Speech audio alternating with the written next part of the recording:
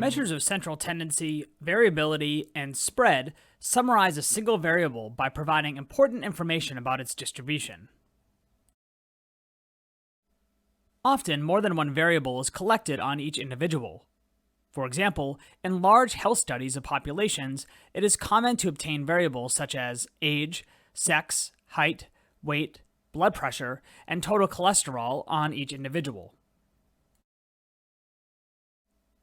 Economic studies may be interested in, among other things, personal income and years of education. In this chapter, we consider bivariate data, which consists of two quantitative variables for each individual. Our first interest is in summarizing such data in a way that is analogous to summarizing data on a single variable. By way of illustration, let's consider something with which we are all familiar: age. It helps to discuss something familiar, since knowing the subject matter goes a long way in making judgments about statistical results. Let's begin by asking if people tend to marry other people of about the same age. Our experience tells us yes, but how good is the correspondence? One way to address the question is to look at pairs of ages for a sample of married couples. This table shows the ages of 10 married couples. Going across the columns, we see that, yes, husbands and wives tend to be of about the same age, with men having a tendency to be slightly older than their wives. This is no big surprise, but at least the data bear out our experiences, which is not always the case. The pairs of ages in the table are from a dataset consisting of 282 pairs of spousal ages, too many to make sense of from a table. What we need is a way to summarize the 282 pairs of ages. We know that each variable can be summarized by a histogram and by a mean and standard deviation. Each distribution is fairly skewed with a long right tail. Although some wives are older than their husbands, this information cannot be determined from the histograms or from the means and standard deviations.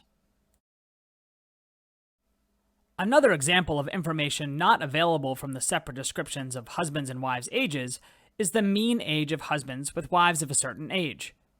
For instance, what is the average age of husbands with 45-year-old wives? Finally, we do not know the relationship between the husband's age and the wife's age. We can learn much more by displaying the bivariate data in a graphical form that maintains the pairing. This figure shows a scatter plot of the paired ages. The x-axis represents the age of the husband, and the y-axis the age of the wife.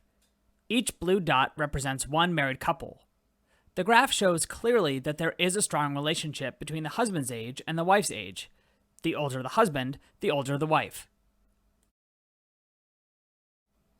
When one variable, y, increases with the second variable, x, there is a positive association between x and y.